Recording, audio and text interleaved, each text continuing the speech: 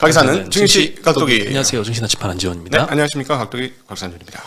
야, 이게 이틀째 지금 외국인이 이탈하고 있습니다. 그러니까 XAI가 100만 개 지금 하겠다. 하고 뭐 이거 없었으면은 네. 완전 오늘 초토화됐고 그 덕분에 뭐 HBM이라든가 그쪽은 좀 살았고. XAI도 그렇고 네. XAI가 아무래도 그 AI 수요가 확실하다는 걸 좀 보여줬고 네. 그의 화답을 이제 엔비디아가 했죠. 루빈 시리즈를 6개월 앞당겨서 출시를 네. 할 거다라는 대만 언론의 보도가 있었습니다. 그래서 덕분에 좀 버텼고, 와, 이거 오늘도 역시나 외국인들은 당분간 계속 할 거예요. 근데 이제 뭐 조금 이따 또 얘기는 나누겠습니다만은 상당히 중요한 얘기가 지금 있었습니다. 네. 네. 이 중요한 얘기를 왜 외신을 통해서 먼저 들어야 되는지. 네. 블룸버그 아니, 한국에서는 했는데 많이 안 다뤄지는 거야. 한국에서 많이 다뤄질 거라고 생각하면 안 돼요. 왜냐하면 기업들이 반대하잖아.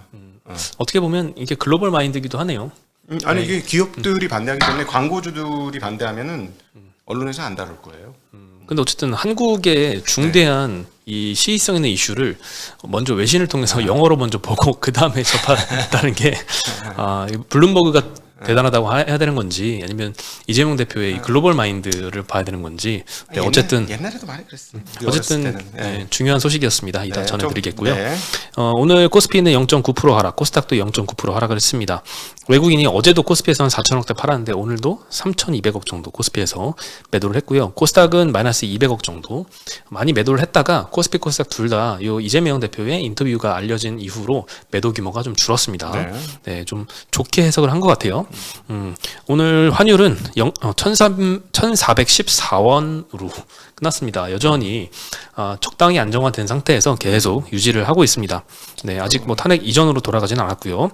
네, 그리고 저는 계속 이제 CDS 프리미엄을 계속 확인을 하고 있는데요. CDS 프리미엄이 그냥 유지되고 있습니다. 아니, CDS 프리미엄은 지금 볼만한 게 지표가 아니지 않나요? 그거는 국가 부도를 나타내는 프리미엄 지표인데 지금 뭐 채무나 이런 거에 문제가 있을 상황은 아니잖아요. 채무에 문제는 없지만 이제 이게 먼저 반응을 하죠. 이미 한 10% 올랐어요. 이거 30bp였는데 지금 34bp야.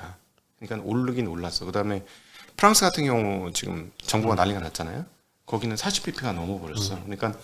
그러니까 예를 들어서 이게 엄청나게 올라가면 지금 뭐 미국하고 비교해도 별 큰 차이가 아니니까 아직 문제가 없는데 만약에 이거 조금 분위기가 이상하다면 이쪽에서부터 먼저 반응이 나올 것 같아가지고 계속 확인을 하고 있어요. 네. 어쨌든 가장 중요한 거는 일단 전국이 좀 안정을 찾아야 되니까 이번 주 탄핵 표결이 있다고 해서 무난하게 통과하지 않을까 싶었는데 오늘 이재명 대표는 약간 국민의힘 8명 표를 얻기가 좀 힘들 수도 있다는 이야기를 좀 해서 이게 조금 불확실성으로 작용을 할 수 있을 것 같습니다. 오늘 순매수를 보면요. 외국인이 일단 코스피에서 3,200억 던졌잖아요. KB금융을 가장 많이 팔았습니다. 1,700억 매도를 했어요. 은행주가 밸류업 기업이었는데 이틀 동안 엄청나게 때려 맞았어요. 오늘만 10%가 하락을 했습니다. 깜짝 놀랐어요. 진짜로. 이게 은행주의 하락으로 이렇게까지 빠지는 거는 너무 오랜만인 것 같아요. 네, 그러니까는 이거지. 뭐 우리나라에 대해서 익스포저를 줄이는데 먹은 거에서부터 먼저 때리는 거야, 외국인들도. 그래서 수급 영향이 좀 크지 않을까. 잘 팔리는 거 먼저 때리는 거고 지금. 사실 뭐 은행주의 펀더멘털은 이게 요인인 게 이거와 별로 상관없을 것 같아요. 밸류업 하라고 정부에서 추진하기 전부터 밸류업 하겠다라고 의지가 강력했고 몇 년 전부터 그리고 뭐 이게 없었더라도 지금의 주주 환원율을 도달했을 것이고 앞으로 정부가 열심히 안 하더라도 정권이 바뀌더라도 밸류업에 대한 의지는 앞으로도 계속 있을 거고 로드맵도 있기 때문에 예전처럼 혹시나 이 정부에서 너네 배당 그만해 좀 안정 개인들의 이제 물가나 금리 부담에 대해서 조금 걱정을 하면서 은행주의 통제를 가하는 이런 움직임이 있지 않는 한 펀더멘탈 요인은 아닐 것 같은데 그런 움직임을 좀 걱정을 하는 것 같아요. 네, 어쨌든 매도가 좀 과한 것 같고요. 삼성전자는 1,400억 수매도를 했습니다. 여전히 삼성전자 매도가 아직도 안 끝난 모습 보여주고 있고 그리고 매수했던 거는 하이닉스를 1,700억 매수했습니다. 이거는 꽤 의미 있는 매수인 것 같아요. 아무래도 엔비디아의 그 루빈 시리즈가 6개월이나 앞당겨지는 게 확실하다면 얼마 전에 또 개연성도 있잖아요. 최태원 회장한테 이 HBM4 6개월 앞당겨 달라고 했으니까 개연성이 있긴 한 것 같습니다. 네. 그리고 네이버는 계속 연속으로 순매수를 계속하고 있습니다. 네. 규모는 크지 않지만 오늘도 100억 순매수를 했고요. 미국에도 AI 소프트웨어 쪽이 굉장히 좋죠 지금. 네. 업종별로는 철강 sektor가 고려아연이 20% 상승하면서 200만 거의 뭐 200만 원 찍었어요. 야, 장장 야. 200만 돌파했고. 네, 이런 거는 그냥 놓아줘야 될 것 같습니다. 아, 그 나머지 철강이나 뭐 이차전지 관련해서 같이 움직이는 철강주들 다 같이 좀 하락을 했고요. 네. 의료정밀 전기전자 섹터에서는 반도체주가 많이 상승을 했습니다. 그리고 전력기기도 뭐 일진전기, 현대일렉트릭, 효성중공업 이런 데 2, 3%씩 그 이상 상승을 했고요. 하이닉스가 3% 상승, 삼성전자도 외국인이 많이 팔았지만 오늘 1.1% 상승해서 마감을 했습니다. 네, 이수 페타시스는 오늘 오히려 12% 하락을 했는데 그저께 한 20몇 프로 올랐잖아요. 그래서 그 정도 좀 하락을 했던 것 같고 보험 섹터가 오늘 제일 많이 하락을 했고 두 번째는 금융업, 여기에는 이제 은행주가 가장 영향을 끼쳤습니다. 그리고 카카오 그룹주도 어제는 좋았는데 오늘은 카카오페이가 13% 정도 하락을 했습니다. 네, KB금융이 10%로 제일 많이 빠졌고 신한지주가 5%대, 네, 그리고 JB금융도 6.8%대, 하나금융도 3.2% 정도 빠졌는데 주주와는 적극적일수록 많이 빠진 것 같아요. 네. 그러니까 지금 한국의 익스포저 줄이는 게 집중되고 있는 게 이쪽 금융 영역이에요. 외국인들의 물량을 그냥 뚫어 막고 있는 거지. 그러니까 또 국내 수급 체력 약하니까 이렇게 많이 빠져도 안 올라. 너무 신기해. 이런 주식이 이렇게 빠졌는데 아무도 안 사? 뭐 신기하다만 할 정도예요 지금. 네, 그리고 이제 운수장비 섹터에서는 방산주, 그리고 뭐 조선주, 그리고 자동차 다 같이 좀 하락을 했습니다. 특히 방산은 한화 에어로스페이스, 현대로템이 8%, 7%씩 하락을 하면서 낙폭이 좀 컸습니다.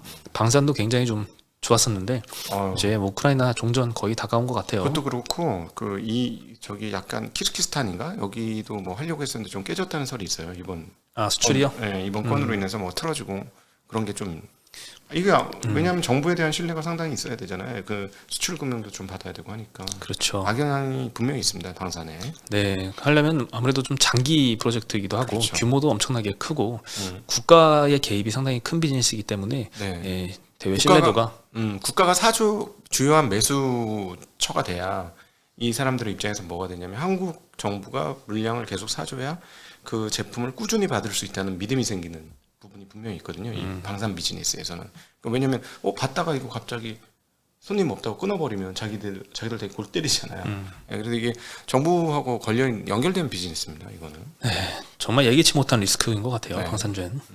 네, 그리고 화학 섹터에서도 한화솔루션, OCI, 뭐 효성화학, 효성TNC, 롯데케미칼, LG화학 이런 화학주들, 신재생 관련주들 많이 하락을 했습니다.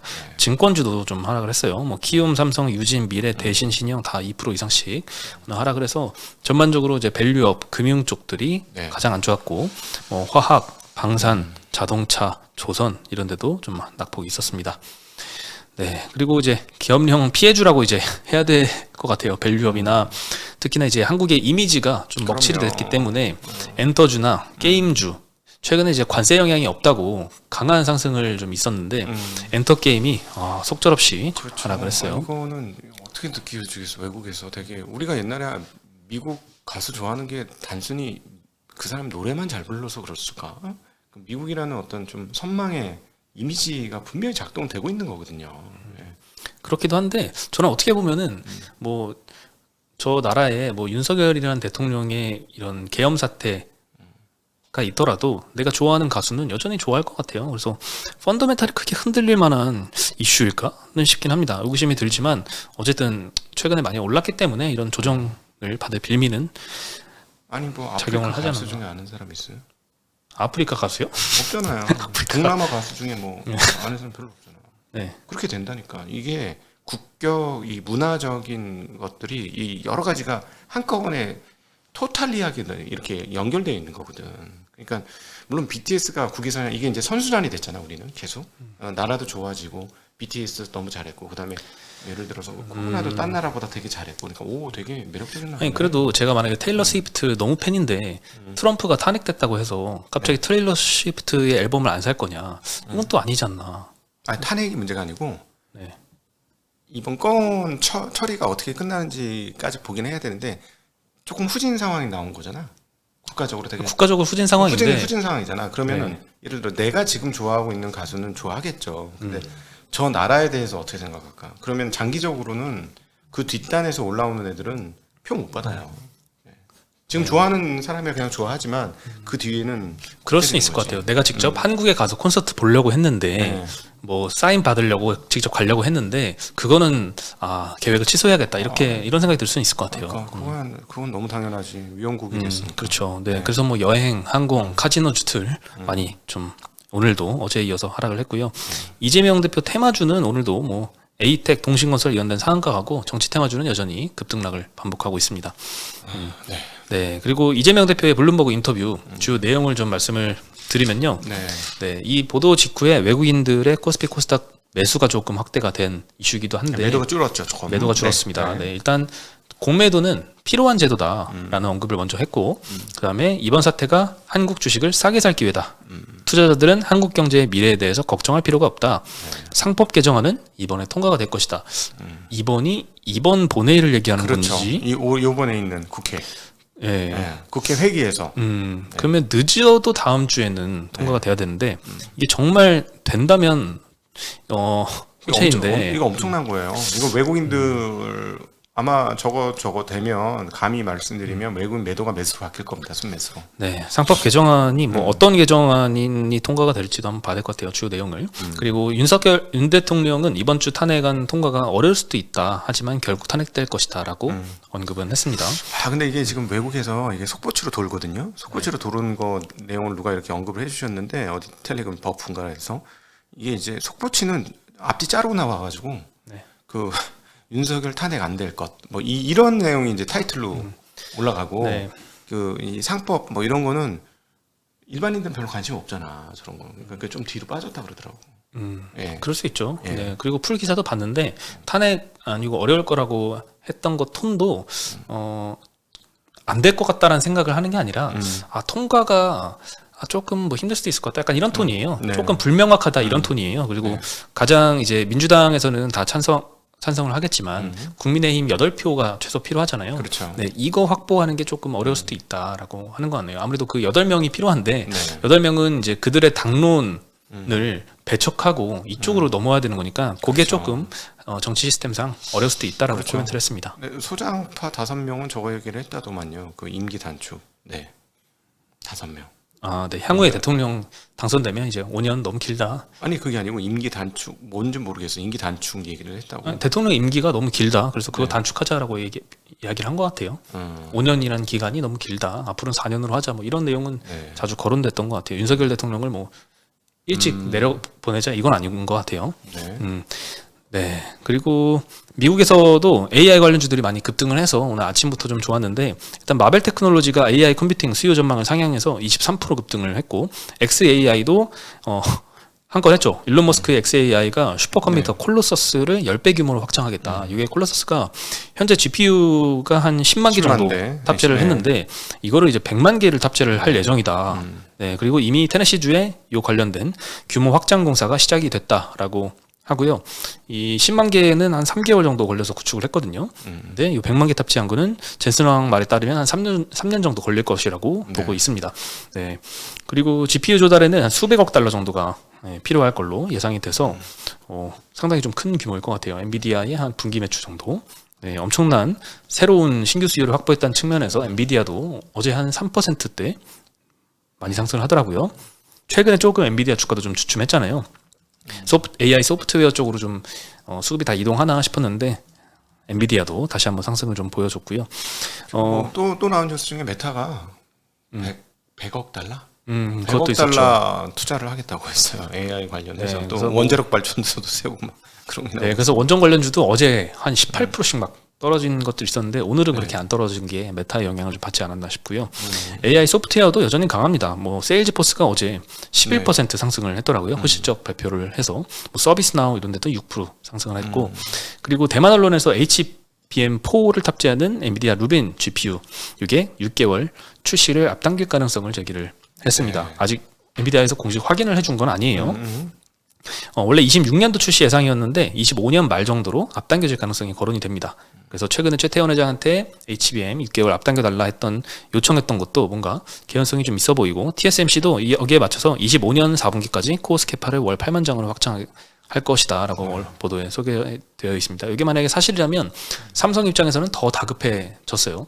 루빈 출시가 빨라지면 이 HBM4 퀄 테스트 시작하는 것도 6개월 빨라야 되잖아요. 그렇죠. 그럼 네. 거기도 탈락할 수도 있는 거지. 네, 그러면 시간이 참 부족한데 근데 더 부족해지는 거죠. 루빈 쪽은 아마 1-C 수준의 그 어떤 D램으로 가야 되지 않을까. 네. 발열을 완전히 잡은 더 미세 공정으로 가야 성공하지 않을까 싶거든요. 그러면 굉장히 어려워지 삼성전자 입장에서는. 그렇죠. 내년 말에 출시하려면은 내년도 중순에는 최소한 뭔가 정해줘야 되잖아요. 그렇죠. 네, 근데 시간이 얼마 안 남았습니다. HBM 3 2도 아직 안 됐는데 네, 그러니까요. 어려운 상황입니다. 지금 한번 찾아봤는데 방금 전에 엔비디아가 1년에 생산한 H200이 몇 개야 GPU 이렇게 물어봤어요. 이쪽에다 저는 펄플렉시티한테 물어봤는데 추정을 하네요. 대략 한 230만 개에서 390만 개 사이 정도. 그래요. 근데 지금 100만 개 얘기했잖아. 네. 물론 이제 좀 시간에 따라 뭐 다른 걸 얘기하겠지만 H200만 놓고 물어봤는데 와, 한 회사에서 100만 개 쓰려면 이거 엄청나구나라고 느껴지네요. 네. 만들 수 있는 게 한 300만이 안 될 수도 있는 상황인데. 예. 네, 그렇습니다. 그래서 장기 수요를 좀 확보를 했다는 측면에서 긍정적이고, 그리고 퍼플렉시티 대단했다고 아까 느꼈던 게 그 이재명 대표 그 인터뷰 있잖아요. 요거 번역을 제가 퍼플렉시티한테 시켰는데 네. 위에 원문에는 이제 리라고만 나오잖아요. 네. 맨 아래에서도 그냥 리라고 나옵니다. 어디에도 리재명이란 말이 없는데 번역은 이재명이라고 했어요. 네, 그래서 잘해요. 참 똑똑하구나 이런 생각이 그리고 들었어요. 최근 거를 얘기해 주더라고. 그래서 좀 놀랬어. 네, 문맥을 파악해서 저 리란 인물이 이재명이다라고 추정까지 한 거잖아요. 그러니까 상당히 좀 똑똑해졌다. 네. 그냥 내용만 기계적으로 그냥 번역기 돌리는 게 아닌 것 같다는 생각이 듭니다. 네. 맥락을 파악하는 게 참 많이 달라진 것 같아요. 네, 그리고 S&P가 이 트럼프의 관세가 모든 자동차 업체에 타격을 줄 것이다라고 전망을 하고 있습니다. 어제 미국 증시에서도 뭐 GM, 포드 이런 데는 부진하더라고요. 네. 나스닥 뭐 1.3% 오르고 S&P도 최고치를 올라가고 있는데, 물론 GM이 이제 중국 사업 부진하다는 소식도 좀 알려져서 영향을 끼쳤던 것 같은데, 일단 트럼프의 관세 정책이 멕시코나 캐나다를 통해서 미국에 수출하는 업체들뿐만 아니라 GM, 포드 같은 미국 제조업체들도 악영향을 받을 것이다 이렇게 전망을 했습니다. 일단 미국과 유럽 자동차 업체들은 잠재적인 관세로 연간 이익이 최대 17% 감소할 수 있다 이렇게 했는데, 뭐 통으로 일단 17% 평균 낸 것 같고요. 관세를 피해서 이제 공장을 미국으로 옮기는 기업들도 마찬가지로 막대한 비용과 시간이 소요될 것이기 때문에 이게 그렇죠. 환산하면 꽤 큰 타격이다라고 언급을 했습니다. 업체별로는 폭스바겐과 도요타가 10에서 20% 사이의 손실을 볼 것이다. 그리고 BMW, 포드, 벤츠, 현대기아차는 10% 미만의 타격을 전망을 했습니다. 네, 타격이 뭐 적은 건 다행이지만 그래도 타격을 일단 볼 수 있다. 네, 그래서 관세 정책도 빨리 확정이 돼야지 될 것 같습니다. 네. 반도체 규제도 확정이 되니까 바닥을 형성을 했잖아요. 네. 그때 기준으로 이렇게 탄력받아서 올라가고 있는데 이것도 아마 확정이 되면 조금 투심이 돌아오지 않을까 생각이 들고요. 현대차는 이제 울산 공장 파업 소식도 있었습니다. 민주노총 총파업을 참여를 한다고 해서 12월 5일, 6일 각 2시간씩 부분 파업을 진행을 한다고 하네요. 네, 현대차는 오늘 2% 하락했고 기아는 4% 하락했고 부품주들도 전반적으로 다 2, 3%씩 떨어졌습니다. 네, 그리고 미국 정부 효율부 도치라는 데서 전기차 업체 보조금 조사를 한다는 소식도 오늘 2차전지 업체에 약세를 야기를 했던 것 같습니다. 도치 수장인 이제 비벡 라마스와미라는 사람이 SNS에 글을 올렸어요. 5일에 스텔란티스, 리비안, 스타플러스 에너지 이런 데 보조금 조사할 거다라고 했는데, 스타플러스 에너지는 삼성 SDI와 스텔란티스의 합작사입니다. 네, 그 바이든 대통령의 지출은 불법이며 철회돼야 된다. 그리고 트럼프 취임 직후에 면밀히 조사할 것이다라는 언급을 또 했고요. 스타플러스 에너지 같은 경우에는 10조 원 규모 대출을 해줬나 봐요. 이거에 대해서 조사할 예정이다라고 했고, 리비안에 대한 대출 지원도 조사 예정이라 했거든요. 근데 리비안에다가 LG엔솔이 배터리를 공급 계약을 했습니다. 26년부터 5년간 배터리 공급하는 약 8에서 9조 원 정도 규모를 체결을 해서 간접 영향을 받지 않을까 이런 좀 우려가 되는 상황입니다. 그리고 전기차용 배터리 사용량 데이터가 나왔는데, 전기차가 뭐 캐즘이다, 수요가 줄었다 하지만 배터리 사용량은 많이 늘고 있습니다. 아니 좀 중국에서는요 계속 그러니까 중국에서 느니까 딴 데서 줄어도 느는 거야. 전 세계적으로 보면. 그렇죠. 거기가 뭐 거의 다까지는 아니지만 한 절반 이상인데 거기가 느니까. 네, 그 자료를 한번 보여주면요. SNE 리서치의 자료인데요. 일단 올해 1월부터 10월까지 데이터입니다. 배터리 사용량이 686.7GWh로 전년 대비 25% 성장을 했습니다. 네. 업체별로 보면은 이제 증가율이 가장 높은 게 증가율이 가장 높은 게 아니라 위에 1위부터 보면 CATL이 28% 성장했고 BYD가 31% 성장, 3위 LG엔솔은 6.4% 성장, 4위 CALB 33% 성장, SK온 9.5% 성장, 파나소닉은 21% 감소했고요. 삼성 SDI는 2.3% 성장했습니다. 전반적으로 중국 업체가 28%, 31% 이렇게 고성장하고 있고 한국 업체는 2%에서 9% 사이에 낮은 성장률을 보이고 있습니다. 절반이 중국 업체는 중국이 저렇게 빨리 성장을 하다 보니까 점유율을 뺏기고 있는데 한국 업체들은 3사 모두 점유율이 1년 전 대비 떨어졌습니다. LG엔솔은 13.9에서 11.8%로, SK온은 5.2에서 4.5로, 삼성 SDI는 4.7에서 3.8%로 점유율은 계속 하락하고 있는데 사실 점유율보다 일단 증가라도 하는 게 다행인 것 같습니다. 근데 뭐 중국은 지금 뭐 얼마더라? 기억이 정확하지 않은데 월 130만 대인가 계속 늘고 있어요. 지금 엄청납니다. 네. 그리고 우크라이나에서 트럼프 2기 팀과 종전 논의를 시작했다고 합니다. 네. 대단한 게 이게 레임덕인가? 지금 대통령은 바이든이잖아요. 네. 트럼프는 아직 취임도 안 했는데 트럼프 팀하고 협상을 하러 미국으로 날아갔다고 합니다. 월스트리트 저널 보도를 했는데요. 우크라이나 고위급 관리가 미국을 방문해서 고위급 회담을 진행하고 있다고 했고, 뭐 대통령 실장, 우크라이나 대통령 실장이 백악관 비서실장 임명자와 만났고, 그리고 뭐 국가안보보좌관 임명자와도 회담할 예정이다. 그래서 임시 휴전이 아니라 종전 협상 타결을 위해서 나서달라고 요구를 할 것이다. 이런 내용들이 발표가 됐습니다. 네, 그리고 트럼프가 예전에 공약으로도 취임하면 24시간 이내에 종전할 것이다. 이런 이야기를 한 만큼 굉장히 좀 빠르게 뭔가 뒷작업이 진행이 중인 것 같습니다. 근데 좀 내용을 보면은 조금 어려울 수도 있을 것 같아요. 아직 젤렌스키 대통령은 나토 가입을 그렇게 강력하게 원한다고 하네요. 원래부터 그랬어요. 그래가지고 지금 그것 때문에 지금 사실 이번 전쟁의 중요한 이유 중에 하나죠. 그렇죠. 지금 러시아가 그 빼앗은 땅들 안 받아도 되니까 나토 가입해달라라는 요구를 하는 것 같고, 트럼프 팀은 이걸 받아들이지 않을 거라고 해서 아직 견해 차이가 좀 존재하는데 어떻게 좀 협상이 될지 지켜봐야 될 것 같은데, 일단 재건주들도 요즘에 좀 하락 추세로 가고 있습니다. 그리고 비트코인은 사상 처음으로 1억 달러를 돌파를 했어요. 엄청난 상승세인 것 같고. 10만 달러. 그렇죠. 10만 달러. 네, 우리나라 10만 달러. 돈으로는 1억은 예전에 돌파하긴 했고요. 1억 달러가 아니라 10만 달러. 네. 1억 달러면은 1,000억이 1,400억이죠. 네. 네. 30년 후에는 가이지 않을까. 네. 근데 이제 우리기술투자는 오늘 8.7% 하락했고, 나머지 코인 관련주는 많이 급등을 했는데요. 우리기술투자는 두나무 지분 때문에 계속 코인 관련주로 급등락했는데, 두나무 지분을 드디어 매각한다는 소식이 알려졌습니다. 투자 9년 만에 업비트 모회사 두나무 지분을 7.2% 갖고 있는데 매물로 내놨다라는 보도가 나왔습니다. 3분기 기준 장부가액이 한 6천억 대고요. 취득 원가는 55억 원입니다. 100배 이상 수익을 달성을 해서 매도할 만하죠. 그렇죠. 네, 할만하죠. 네, 대단한 것 같습니다. 벌떡 일어났네. 9년이면은 그 사이에 2017년 급등기, 21년도 급등기에도 안 팔았고 이번에 더 신고가를 치니까 이번에 판 거예요. 네. 잘 참았네. 왜 팔았을까? 고점이라고 생각했을까요? 그럴 수 있죠. 왜냐하면 너무 많은 후재들이 텄어요. 이제 폴 애킨슨이라는 분이 SEC 의장 되거든요. 이분이 가상화폐에 대해서 엄청 친화적입니다. 그래서 그 디지털 무슨 상공회의소 의장이었어요.